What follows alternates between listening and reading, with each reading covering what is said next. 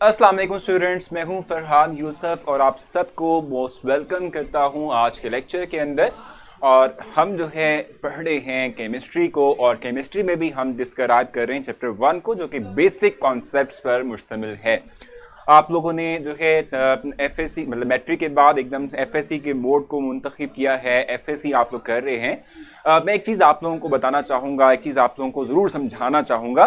देखो, जब आप लोग जो है एफएससी ज्वाइन करते हो, आपका जाहिर सी बात है आपने एफएससी ज्वाइन की हुई है, प्री मेडिकल या प्री इंजीनियरिंग जो है आपने अडॉप्ट किया हुआ है। सो आपका बेसिक एम होता है कि मैं एफएससी करने के बाद या तो इंजीनियरिंग करूँगा या मैं मेडिकल यानी कि एमबीबीएस जो है वो करूँगा। ठीक है जी। सो देखो, रियलिटी को समझना चाहिए इंसान को, और रियलिटी इंसान को अगर पता हो, अगर उसे जो है उसके जो गोल है, ठीक है, उस हवाले से अवेयरनेस हो कि वो गोल अचीव किस तरीके से कर सकता है, उसमें क्या हार्डशिप्स आ सकती हैं, कितनी एफर्ट्स दरकार हैं उस गोल को अचीव करने के लिए, तो उसके लिए आसानी हो जाती है कि वो गोल अचीव कर पाए और फिर वो अपने साथ और अपने गोल के साथ जो है वो सिंसेयर होता है। ठीक है। सो अगर आप लोगों ने इंजीनियरिंग को मुंतखब किया है कि आप इंजीनियरिंग करना चाहते हैं, या आप में से वो स्टूडेंट्स हैं जो मेडिकल करना चाहते हैं, एमबीबीएस करना चाहते हैं, उनको ये बता दूं कि ये जो आपने राह मुंतखब की है ये इतनी आसान नहीं है। ठीक है। हम बहुत लाइट ले जाते हैं इन चीज़ों को। लेक्चर के दौरान हम बातें कर रहे होते हैं, टीचर पे कम फोकस कर रहे होते हैं, टीचर की बातों पे या लेक्चर के ऊपर कम फोकस कर रहे होते हैं, ये अपना लॉस कर रहे होते हैं हम। ठीक है।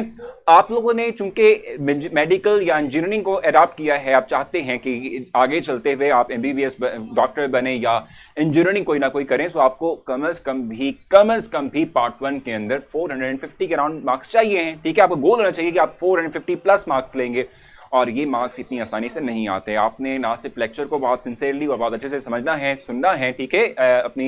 अपनी जो है कंप्लीट अट्रैक्शन, डेडिकेशन शो करनी है लेक्चर के साथ। ठीक है। और जो पढ़ाया जा रहा है उसके साथ। ठीक है। ना सिर्फ ये करना है, बल्कि इसके साथ साथ आप लोग जो हैं वो ये काम भी करेंगे कि आप लोग जो है खुद से भी आप अपने घर में सेल्फ स्टडी भी करेंगे। तो आप लोगों ने ये चीज़ आज ज़रूर जो है अपने जहन नशीन कर लेनी है कि अगर आप लोग इंजीनियरिंग करना चाहते हैं या एमबीबीएस डॉक्टर बनना चाहते हैं, तो आपको कम अज़ कम भी लेक्चर को बहुत सिंसियरली सुनना है और जस्ट फोकस करना है। कोई पॉइंट अगर आपको क्लियर नहीं हुआ तो सिर्फ क्वेश्चन राइट करेंगे चैट के अंदर, आप जो है सिर्फ बातें नहीं करेंगे यहाँ पर। ठीक है जी। दूसरी बात ये कि आपने इसके बाद जब लेक्चर्स आप सुन लें, समझ लें, उसके बाद आपने घर में भी जो है कम से कम भी 2 से 3 घंटे अपने सेल्फ स्टडी को देने हैं, इसमें कि सिर्फ आपकी बुक्स हों, आप हों, और आप उन चीज़ों को रिवाइज करें जो आप लोगों को एक दिन में पढ़ाया गया है। ठीक है जी। सो इन तमाम बातों पे फोकस करना है, इन तमाम बातों पे गौर भी करना है, और इन तमाम बातों पे आपने अमल भी करके दिखाना है। ठीक है। वालेकुम अस्सलाम आनिया। स्टार्ट करते हैं। लास्ट टाइम हम जो है आइसोटोप के हवाले से बात कर रहे थे, और मैंने आप लोगों को कुछ एग्जांपल्स प्रोवाइड की थी। जस्ट एक एग्जांपल आपको थोड़ी सी एक्सप्लेन की थी, हाइड्रोजन की एग्जांपल को मैंने एक्सप्लेन।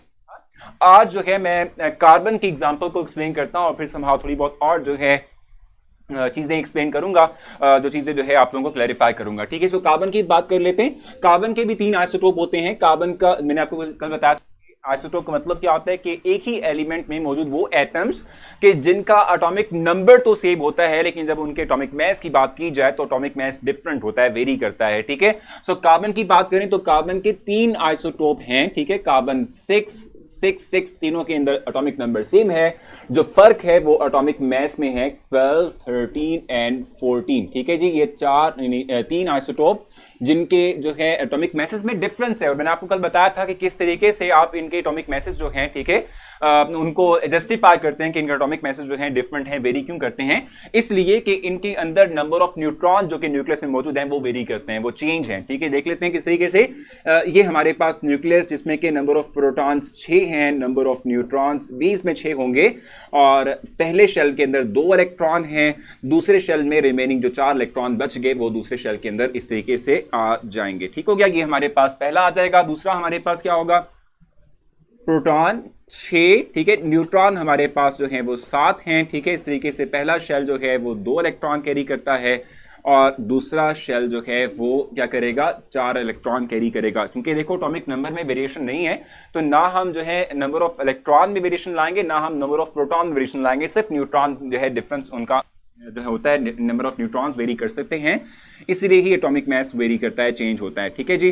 यहाँ पर क्या होता है, नंबर ऑफ न्यूट्रॉन्स 8 हो जाते हैं और जिसकी बुनियाद पर हमारे पास ओवरऑल एटॉमिक मास जो है वो वेरी करता है, वो चेंज हो जाएगा। ठीक हो गया। तो ये बेसिक तौर पे हमारे पास 3 आइसोटोप्स जो मैंने आप लोगों के सामने इस वक्त मेंशन किए हुए हैं, आपकी स्क्रीन पर इस पर डिस्प्ले हैं। ठीक है, प्रोटॉन सॉरी कार्बन 612, कार्बन 612 हमारे पास 13 और कार्बन 614 हमारे पास आ जाएगा। वेरिएशन कहां पर है, number of sum of proton and neutron, sum of proton and neutron, sum of proton and neutron. ठीक है, इस हवाले से हम बात करते हैं कि ये डिफरेंस है मेन, जो कि हम कहते हैं कि मेजर डिफरेंस है इन तमाम के अंदर, जिस हवाले से मैं आप लोगों को ब्रीफ कर रहा था। ठीक हो गया। सो ये बेसिक तौर पे डिफरेंस। सर एटम के अंदर टोटल कितने शेल्स होते हैं, सो डिपेंड करता है शेल्स कितने होंगे। देखो मैं बताऊं कि नंबर ऑफ शेल्स जो हैं वो ज्यादा होते हैं, लेकिन इलेक्ट्रॉन जितने होते हैं उस हिसाब से हम इलेक्ट्रॉन्स जो हैं वो शेल के अंदर फिल कर रहे होते हैं। तो नंबर ऑफ इलेक्ट्रॉन पे डिपेंड कर रहा होता है, लेकिन मैं आपको बताऊं कि कोई फिक्स बाउंड्री नहीं होती है एटम की। हाइड्रोजन की अगर हम बात करते हैं, एक इलेक्ट्रॉन उसके पास है, लेकिन मैं ये नहीं कहूंगा सिर्फ एक ही उसके पास शेल होगा, ऑर्बिटल होगा, और भी बहुत से होंगे, लेकिन वो एम्प्टी होंगे जिनकी एनर्जी जीरो होगी। ठीक है जी, एनर्जी हम उनकी कंसीडर नहीं कर रहे होते। ठीक है जी। सो ये हमारे पास जो है कार्बन के हवाले से हमने 3 आइसोटोप की बात की, और इस तरीके से हम इनमें इलेक्ट्रॉन, प्रोटॉन और न्यूट्रॉन को अरेंज करते हैं। न्यूट्रॉन की बेस पर, वेरिएशन की बेस पर हम कहते हैं कि ओवरऑल जो हमारा एटॉमिक मास है वो वेरी करता है। ठीक है जी। सबसे स्टेबल जो हमारे पास आइसोटोप है कार्बन का, वो कार्बन 12 है, और कार्बन 14 जो है वो रेडियो एक्टिव आइसोटोप है। रेडियो एक्टिव का मतलब सिंपल तौर पे क्या होता है, स्टेबल सबसे ज्यादा जो है कार्बन 12 होता है। ठीक है, और हम कार्बन 14 की बात करते हैं तो ये एक रेडियो एक्टिव है। रेडियो एक्टिव का मतलब सिंपल तौर पे क्या होता है कि जो अपने अंदर से हर वक्त जो है क्या करता है, डिफरेंट तरह की रेडिएशंस को एमिट करता है, शुआओं का अखराज करता है, अल्फा बीटा पार्टिकल्स जो हैं, गैमा पार्टिकल्स को इमिशन करता है। ठीक है, इसको हम कहते हैं कि ये रेडियो एक्टिव सब्सटेंस कहलाता है। यहां तक आपने मुझसे कुछ पूछना, आप मुझसे पूछ सकते हैं। बाकी मैंने आपको बता दिया था कि सऊदी साइंटिस्ट हैं जिन्होंने फर्स्ट टाइम इस जो है फिनोमेना को एक्सप्लेन किया था, और ये भी मैंने आपको बता दिया था कि चूंकि केमिकल प्रॉपर्टीज और फिजिकल प्रॉपर्टीज दो तरह की प्रॉपर्टीज होती हैं एक एटम की, तो चूंकि तमाम के तमाम एटम्स जो है उनका एटॉमिक नंबर सेम है, नंबर ऑफ प्रोटॉन और नंबर ऑफ जो इलेक्ट्रॉन्स हैं चूंकि वो सेम ही रहते हैं तमाम आइसोटोप्स के अंदर, सो केमिकल प्रॉपर्टीज सेम रहेगी। एटॉमिक मास वेरी करता है तो सिर्फ और सिर्फ प्रॉपर्टीज के अंदर वेरिएशन आएगी। हमने कल बात कर ली थी। इलेक्ट्रॉन की बेस पर स्टेबिलिटी होती है। अक्सर देखो मैं आपको बताऊं कि इलेक्ट्रॉन जो है वो जाहिर सी बात है डिफाइन करते हैं स्टेबिलिटी को, यानी ऑक्टेट और डुप्लेट रूल जो है बेसिक टॉपिक किसी एटम की स्टेबिलिटी को डिफाइन करता है, समहाउ है बिल्कुल ऐसा। ठीक हो गया। अच्छा, इसके अलावा अगर हम बात करते हैं तो कार्बन, और मैंने आपको जो है हाइड्रोजन की एग्जांपल दी, इसके अलावा ऑक्सीजन जो है मेंशन किया हुआ यहाँ पर, आप बुक के लाइन को देखिएगा भी। ठीक है, अगर हम ऑक्सीजन की बात करते हैं तो ऑक्सीजन के भी नंबर ऑफ आइसोटोप्स 3 होते हैं। ठीक है, 3 आइसोटोप ऑक्सीजन के हैं। इस तरीके से निकल जो है इसके नंबर ऑफ आइसोटोप्स जो हैं वो 5 होते हैं। ठीक है, और इस तरीके से हमारे पास मेंशन किया हुआ है कैल्शियम के जो है 6 आइसोटोप होते हैं। कैल्शियम के नंबर ऑफ आइसोटोप्स 6 होंगे। इस तरीके से अगर आप देखें तो जो है 6 आइसोटोप्स हैं। ठीक है, कैल्शियम के, प्लैटिनम के हमारे पास 6 आइसोटोप्स होते हैं, पीबी। प्लैटिनम के भी 6 आइसोटोप्स होते हैं, और इसके अलावा मेंशन किया हुआ है कैडमियम के 9 होते हैं, और टिन के जो है हमारे पास कितने होते हैं जी, ये 11 होते हैं। ठीक है जी। सो कैडमियम के 9 है। कैडमियम हमारे पास जो है इनके नंबर ऑफ आइसोटोप्स क्या हैं जी, 9 हैं, और टिन यानी SN, ठीक है, इसके 11 आइसोटोप्स होते हैं। तो ये चीज आपने नोट डाउन करनी है, और इस चीज को आप जरूर जो है मेंशन कीजिएगा, मतलब कि हाईलाइट कर लीजिएगा। ठीक है, सऊदी बेसिक तौर पे साइंटिस्ट नेम है जिन्होंने फर्स्ट टाइम ये आइसोटोप की जो टर्म है इसको डिफाइन किया था, और इस हवाले से जो है एक्सप्लेन किया था कि एलिमेंट्स के अंदर एटम्स का एटॉमिक नंबर सेम है, एटॉमिक मास वेरी करता है। नेचुरली होता है, प्लीज बता दें एग्जैक्टली ये नेचुरली होता है, सही है। रेडिएशन के इमिट, मतलब आप क्या कह रहे हैं, रेडिएशन इमिट, क्वेश्चन रिपीट कर दीजिएगा ताकि मैं आपको समझा सकूं इस हवाले से जी। सब हम डिस्कशन करेंगे रिलेटिव अबंडेंस ऑफ आइसोटोप के हवाले से। रिलेटिव अबंडेंस ऑफ आइसोटोप के हवाले से मैं आप लोगों को बताऊंगा, ये टॉपिक एक्सप्लेन करते हैं।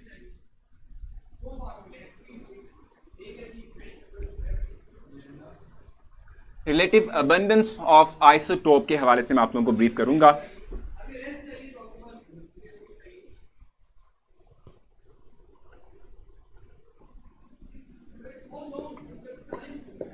Relative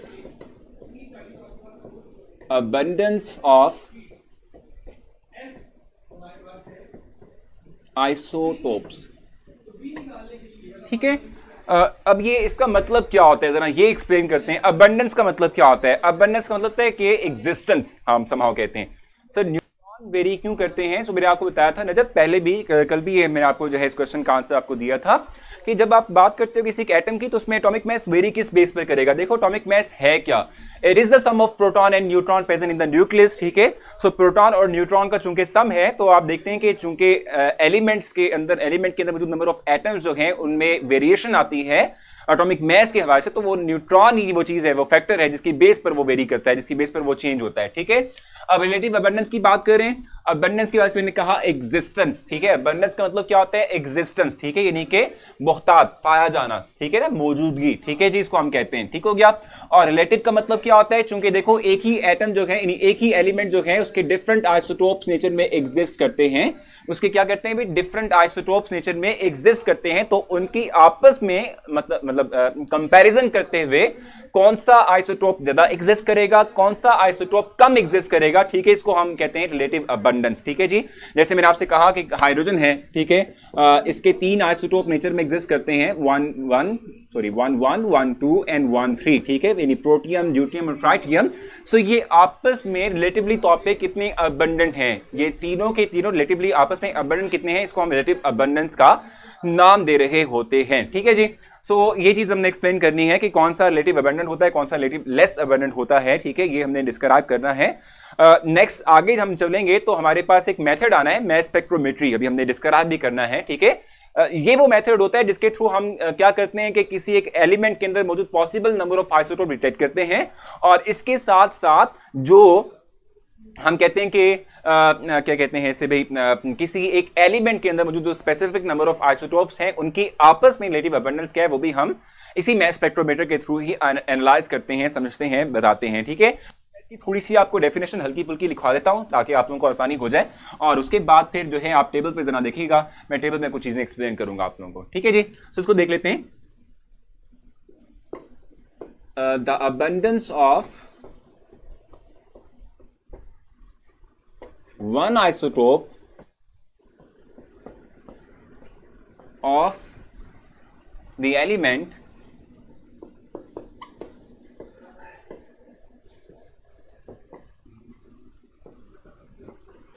related to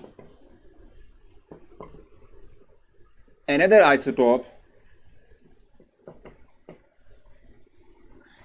isotope of the same element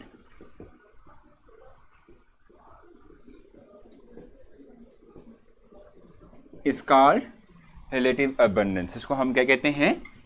ये relative abundance कहलाती है।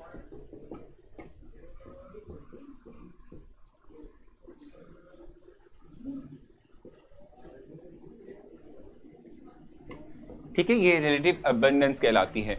ये एक डेफिनेशन मैंने मेंशन की है, आप इसको जरूर नोट डाउन कर लीजिएगा, इससे आपको आसानी हो जाएगी कि अगर आपसे पूछा जाए कि रिलेटिव अबंडेंस क्या है तो आप जस्ट बता दें किसी एक एटम यानी किसी एक आइसोटोप जो कि किसी एक एलिमेंट का हिस्सा है, इसकी हम कहते हैं कि अबंडेंस का मतलब है एग्जिस्टेंस, ठीक है जी, एग्जिस्टेंस भी आप लिख सकते हैं, abundance relative to the other isotope of the same element, ठीक है, इसको हम कहते हैं रिलेटिव अबंडेंस, ठीक है। और बुक में आपके लिए जो है टेबल मेंशन किया हुआ है, इस टेबल के अंदर एग्जांपल प्रोवाइड की गई है, एक स्पेसिफिक जो आइसोटोप है, ठीक है, उसकी अबंडेंस क्या होगी relative to the other isotope, ठीक है। जैसे कि हमारे पास है हाइड्रोजन, इसमें उसने 2 की एग्जांपल मेंशन की हुई है, नहीं 2 मेंशन उसने किए हुए हैं, ठीक है, हाइड्रोजन 1 एंड 1 मेंशन किया हुआ है। इनकी रिलेटिव अबंडेंस मेंशन की हुई है कि एक 99.985 है तो दूसरा हमारे पास 0.015 है, ठीक है जी। इस तरीके से उसने कार्बन की रिलेटिव अबंडेंस 2 के लिए मेंशन की हुई है, 98.983 है, ठीक है, 893 और दूसरे की 1.107 है, ठीक है। सो ये आप देख रहे हैं कि ओवरऑल कार्बन 100% ही एग्जिस्ट करता है, लेकिन 100% में से कितने परसेंट जो है वो कार्बन 12 है, कितने परसेंट कार्बन 13 है, या कितने परसेंट कार्बन 14 है, ठीक है, इसको हम उनके रिलेटिव अबंडेंस का नाम देते हैं। यहां तक आपने मुझसे कुछ पूछना आप मुझसे पूछेंगे, नहीं तो हम आगे चलेंगे, फर्दर डिस्क्राइब करेंगे। जी आप लोग डिस्कशन आपस में कम करें ना, देखो मैंने आप में कुछ बातें कही थी लेकिन आप लोगों ने उन बातों को जहन नशीन नहीं किया, उससे उसकी कोई ख़ास इंपॉर्टेंस आपने नहीं दी, लेकिन ये है कि कोशिश किया करें कि आप लोग ना जो है चीज़ों को ओबे करें और जो है सीरियस हो अपने साथ भी, अपनी पढ़ाई के साथ भी। ठीक है, डेफिनेशन को दोबारा से कह रहे हैं कि रिकॉल कर दें। सो मैंने आपसे कहा कि मतलब क्या होता है रिलेटिव अबंडेंस का, कि एक एलिमेंट के अंदर पॉसिबल नंबर ऑफ आइसोटोप्स हैं, 1 2 3 4 जितने भी हैं। ठीक है, सो हम कहते हैं कि एक आइसोटोप की अबंडेंस रिलेटेड टू रेलेवेंट, यानी हम कह सकते हैं कि दूसरे आइसोटोप के कंपैरिजन के तहत, ठीक है, इसे हम उसकी रिलेटिव अबंडेंस का नाम देते हैं। ठीक हो गया। टेबल आपने याद नहीं करना, ये आपको एग्जांपल के तौर पे प्रोवाइड किया गया है। अगर आप इसको मेंशन करते हैं तो कम से कम 1 2 एग्जांपल आपको जरूर आनी चाहिए, तो आप 1 2 एग्जांपल जरूर कर लीजिएगा इसके अंदर से। ठीक हो गया। नेक्स्ट मूव करेंगे और मैं कुछ नई इंफॉर्मेशन आप लोगों से शेयर करता हूं रिलेटेड टू आइसोटोप। ठीक है, और हम देखते हैं कि हमारे पास नेचर में कितने आइसोटोप एग्जिस्ट करते हैं, उनमें से कितने जो है रेडियो एक्टिव हैं और आर्टिफिशियली कितने हमने प्रिपेयर किए हुए हैं। हम कहते हैं कि अगर हम बात करते हैं आइसोटोप की, याद करने की जरूरत नहीं है भाई, रटेंगे आप लोग तो उससे ये होगा कि आप लोग जो है ना फिर थोड़ी देर बाद भूल जाएंगे। सो जरूरत नहीं है आपको उस चीज की। ठीक है, आप लोग जस्ट जो है उसमें से एक एग्जांपल अपने लिए कर लें। बाकी एमसीक्यूज के हवाले से एमसीक्यूज टेस्ट लेना इस टॉपिक का बिल्कुल एग्जैक्टली हम स्टार्ट कर देंगे जल्दी से। उसको भी टेस्ट जो है आप लोग एमसीक्यूज टेस्ट जो है वो जल्दी से स्टार्ट कर लेंगे थोड़े दिनों में। ठीक है जी। अच्छा, अगर हम बात करते हैं भी आइसोटोप्स की, तो हम कहते हैं कि नेचुरली एग्जिस्टिंग आइसोटोप्स कितने हैं वो देख लेते हैं। हम कहते हैं कि 280, ठीक है, आइसोटोप्स आर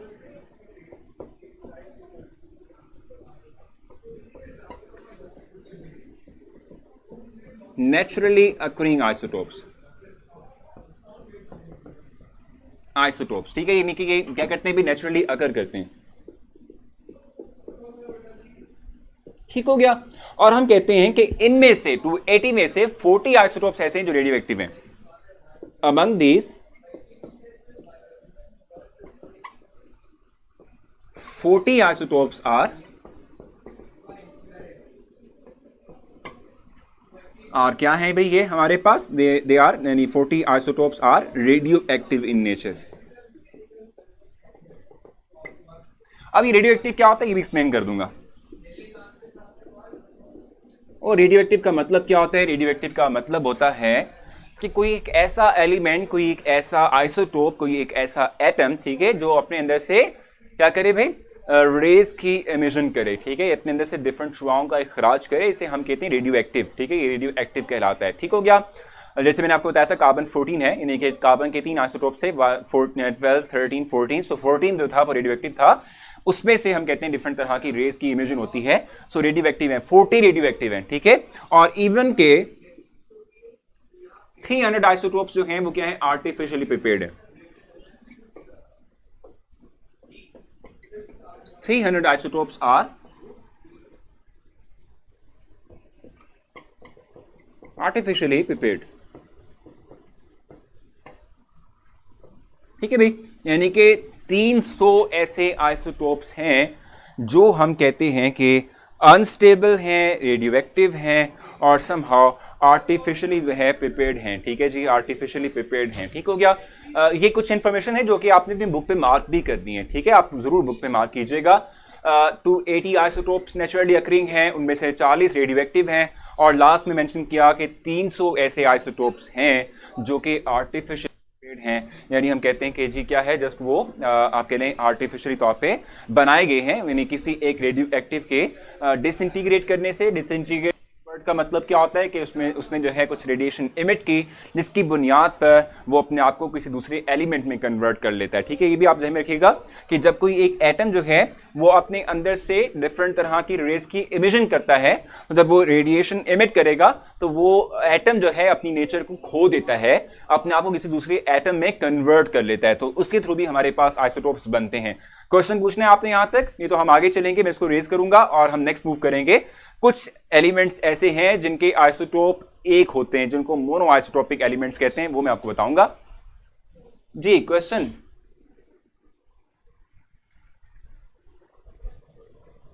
क्वेश्चन पूछें जी आप जल्दी से।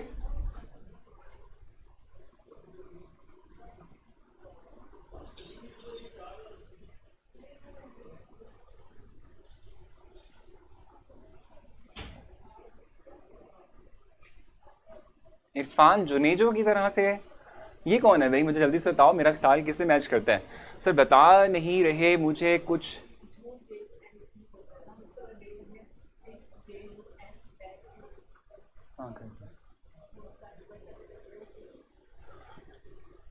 ठीक है।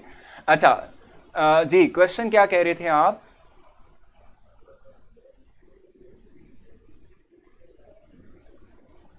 जी पूछना क्या, क्या पूछना है, जल्दी से पूछे ना ताकि मैं देख सकूं ना। सिंगल आइसोटोप क्या है अभी बता देता हूँ ना मुजम्मिल, अभी हम बात करेंगे इस हवाले से कि मोनो आइसोटोपिक एलिमेंट्स भी होते हैं, वो हम देखेंगे। बिल्कुल डन है जी सर। हमको कैसे पता चला कि 300 आइसोटोप अच्छा देखो फाद, हम जाहिर सी बात है लेबॉर्ट्री में हम जो है वो काम करते हैं, सो साइंटिस्ट जो है वो किसी भी बात को विदाउट एविडेंस नहीं देते, ठीक है जी। उसके पीछे बहुत से एक्सपेरिमेंटल प्रूफ्स होते हैं, एक्सपेरिमेंट किए जाते हैं, उनकी बेस पर कोई बात की जाती है, सो एक्सपेरिमेंटल बेस्ड है ना ये डाटा।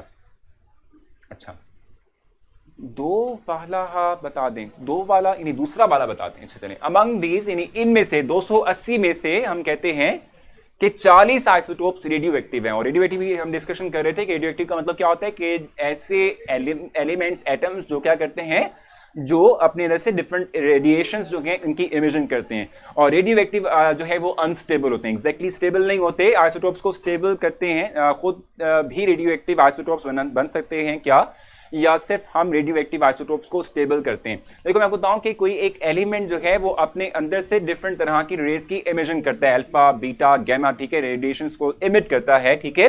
सो ये जो इमिशन होती है एलिमेंट के अंदर से डिफरेंट टाइप की रेडिएशंस की, ठीक है, ये शो करती, रिफ्लेक्ट करती कि समहाउ ये एटम्स जो थे वो अनस्टेबल थे, ठीक है। ये स्टेबिलिटी गेन करते हैं थ्रू इमिशन ऑफ रेडिएशन, ठीक हो गया जी।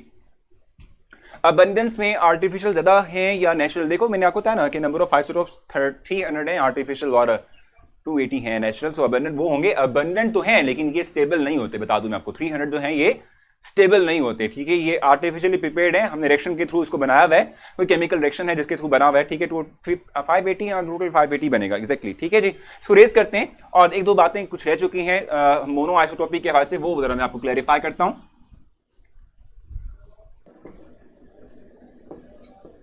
इन नेचर ये क्या कहते हैं भाई, जो नेचर के अंदर जस्ट एक आइसोटोप कैरी करते हैं, एक ही आइसोटोप उनका मौजूद होता है, ठीक है। वो हम कहते हैं कि हमारे पास क्या, they are called as monoisotopic elements, ठीक है। इनमें कौन कौन से हैं आपके पास जो है पूरी लिस्ट मौजूद है। लाइक आर्सेनिक है, ठीक है, आर्सेनिक AR जिससे हम रिप्रेजेंट करते हैं, ठीक है, AR आर्सेनिक, ठीक है। वैसे तो ये इस तरह करते हैं कि इसको हम जो है मेंशन करते हैं, आर्सेनिक है, ठीक है, फ्लोरीन है, ठीक है। चलिए कंप्लीट नेम मेंशन कर लेते हैं ताकि आप लोगों को जो है समहाउ समझ आ जाए और जो है आप लोगों को डिस्प्ले हो सके। सो आर्सेनिक है, फ्लोरीन है, ठीक है, और हमारे पास क्या है भी इसके अंदर, फ्लोरीन है, आयोडीन है, गोल्ड है, एंड गोल्ड, ठीक है जनाब। सो ये है, ठीक है जी। ये हमारे पास एलिमेंट्स है। सर आपने एग्जांपल तो दी नहीं कि इसे कैसे रिलेटिव अबंडेंट फाइंड करते हैं मैस स्पेक्ट्रोमीटर के थ्रू। अच्छा वो तो हमने कल पढ़ा ना, जो हमारे पास मैस स्पेक्ट्रोमीटर इंस्ट्रूमेंट है, मैं कंप्लीट उसकी इंफॉर्मेशन आपको प्रोवाइड करूंगा, किस तरीके से वर्क करता है, कैसे जो है हम उसके थ्रू इंफॉर्मेशन गेट करते हैं, कैसे पता चलता है कि किसी स्पेसिफिक एलिमेंट में कितने नंबर ऑफ जो है आइसोटोप हैं, ये तमाम इंफॉर्मेशन हम कल बताएंगे ना आपको। वो कंप्लीट इंस्ट्रूमेंट आपको समझाया जाएगा, एक्सप्लेन किया जाएगा, ठीक है जी। सो आर्सेनिक, फ्लोरीन, आयोडीन, ठीक है, और गोल्ड हमारे पास वो एलिमेंट्स हैं जिनके आइसोटोप नेचर में एग्जिस्ट करते हैं, जस्ट वन करते हैं, एक ही है। सिर्फ सर रेडियो एक्टिव की जगह एक्स रेज यूज हो सकती है, क्या मतलब रेडियो एक्टिव की जगह? रेडियो एक्टिव में से डिफरेंट टाइप्स की रेज निकलती हैं। अब इसका कंपैरिजन विद एक्स रेज कैसे आप निकाल रहे हैं? ट्रांसलेट कर दें प्लीज, किस चीज को ट्रांसलेट करना है? हम ये बात कह रहे थे कि हमारे पास कुछ एलिमेंट्स हैं जिनकी नेचर में जस्ट वन एक आइसोटोप नेचर में जिनका एग्जिस्ट करता है, ठीक है। इनको मोनो आइसोटोपिक एलिमेंट्स का नाम देते हैं। और ये कौन कौन से हैं? आर्सेनिक है, फ्लोरीन है, आयोडीन है, गोल्ड है, ठीक है। ये वो आइसोटोप्स हैं कि जो हम कहते हैं नेचर में जिनके नेचर के अंदर सिर्फ एक ही आइसोटोप एग्जिस्ट करेगा। सर क्या स्टेबल आइसोटोप में रेडिएशन लीक होती है? देखो मैं आपको बताऊं मोमिना कि स्टेबल आइसोटोप्स, देखो हमारे पास जो नेचुरली अकरिंग आइसोटोप्स हैं समहाउ वो स्टेबल ही हैं, लेकिन इनमें से वो आइसोटोप के जिनके अंदर से रेडिएशन इमिट होती है उसको रेडियो एक्टिव कहते हैं। स्टेबल आइसोटोप्स यानी जो रेडियो एक्टिव नहीं है वो अपने अंदर से रेडिएशन की इमिशन नहीं करते, ठीक है जी।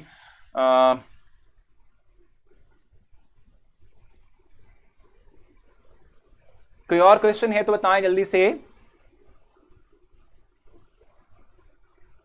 एग्जैक्टली ना, देखो ये वो एलिमेंट्स है जिनके आइसोटोप नेचर में वन, यानी कि इटसेल्फ ये एक ही फॉर्म के अंदर एग्जिस्ट करता है, यानी एक ही इनका आइसोटोप होता है। कितने न्यूट्रॉन है अक्सर पूछ रही हैं कि कितने होते हैं। देखो मैं आपको बताऊं कि मैस स्पेक्ट्रोमीटर इंस्ट्रूमेंट हमने पढ़ना है। बिल्कुल गुरतलैन, आप मुझसे क्वेश्चन करें मैं आपको बताऊंगा। अच्छा, मैस स्पेक्ट्रोमीटर इंस्ट्रूमेंट हमने पढ़ना है और उसके थ्रू हमें अंदाजा हो जाएगा कि किसी स्पेसिफिक आइसोटोप का क्या मैस है, और मैस नंबर हम कहते हैं कि it is the sum of proton and neutron. इसके थ्रू हम मैस निकाल रहे होते हैं तो हमें अंदाजा हो जाएगा, एटॉमिक नंबर पता होता है, हम मैस में से माइनस करेंगे तो नंबर ऑफ न्यूट्रॉन आ जाएंगे। जी क्लियर है, ठीक है जनाब। सो अब हमारे पास एक पैराग्राफ रह चुका है जिसमें हमने इंफॉर्मेशन देखनी है कि कौन से ऐसे एलिमेंट हैं जिनके नंबर ऑफ आइसोटोप्स अबंडेंट होते हैं, कौन से एलिमेंट हैं जिनके नंबर ऑफ आइसोटोप जो है यानी जिनके नंबर ऑफ आइसोटोप्स कम होते हैं, कौन से ऐसे एलिमेंट हैं जिनके नंबर ऑफ आइसोटोप्स नेचर में ज्यादा होते हैं। ठीक है, ये हमने बस इस पर जो है डिस्क्राइब करना है और उसके बाद हमारा टॉपिक जो है वो कंप्लीट हो जाएगा। ठीक है,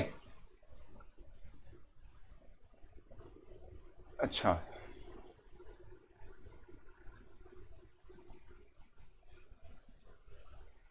सर जी, रिलेटिव अबंडेंस की वैल्यू याद करनी है? नहीं बिल्कुल नूर, आपको रटने की जरूरत बिल्कुल नहीं है, कतई नहीं है। ठीक है, क्योंकि अगर आप उसे रट भी लेते हैं तो कुछ दिनों बाद आप भूल जाएंगे तो वो एफर्ट जो है वो ज़ाया जाएगी। सो इसलिए फिलहाल आप इसको रटेंगे नहीं, जैसे उसको कॉन्सेप्ट समझने के लिए याद से बात ये है कि एक एग्जाम्पल जो है याद कर लेंगे।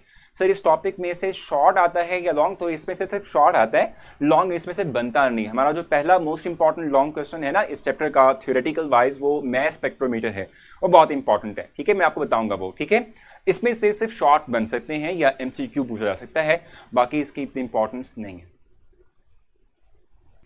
क्वेश्चन था यहाँ पे, ये वैसे तौर पे इंस्ट्रूमेंट नेम है ना, मैस स्पेक्ट्रोमेट्री, ये इंस्ट्रूमेंट नेम है जिसके थ्रू हम डिटेक्ट करते हैं नंबर ऑफ आइसोटोप्स को किसी के एलिमेंट में और उनकी रिलेटिव अबंडेंस निकालते हैं। आइसोटोप सिर्फ नेचुरली अगर होते हैं, नहीं आर्टिफिशियली बनते हैं। बताया था 300 आइसोटोप ऐसे हैं जो है हम खुद से प्रिपेयर करते हैं। सर आप से हम एमसीक्यूज पूछने फिर बताएंगे, बिल्कुल बता दूंगा, फात कोई मसला नहीं है। सर आपकी बैटरी, मेरी बैटरी नहीं हुई है वैसे तौर पे, ये जो कैमरा है उसकी बैटरी जो है वो लो हुई है और उसकी बैटरी लो हुई है। ठीक है जी, जी जनाब। सो अब हम जल्दी जो है स्टार्ट भी कर देंगे एमसीक्यूज के टेस्ट, आप लोगों के ना स्टार्ट कर देंगे, कुछ आप लोगों के टॉपिक्स कंप्लीट हो जाए हम फिर वो भी स्टार्ट कर देंगे। अब इंशाल्लाह आपसे जो है कल मुलाकात होगी। आपने अपना बहुत सारा ख्याल रखना है, दुआ में आप जरूर याद रखिएगा। कल मुलाकात करते हैं, लेक्चर को रेट भी कीजिएगा, उस वजह से फीडबैक भी जरूर प्रोवाइड कीजिएगा, क्योंकि आपका फीडबैक जो है वो हमें बहुत हेल्प करता है। तो थैंक यू सो मच, अल्लाह हाफिज़।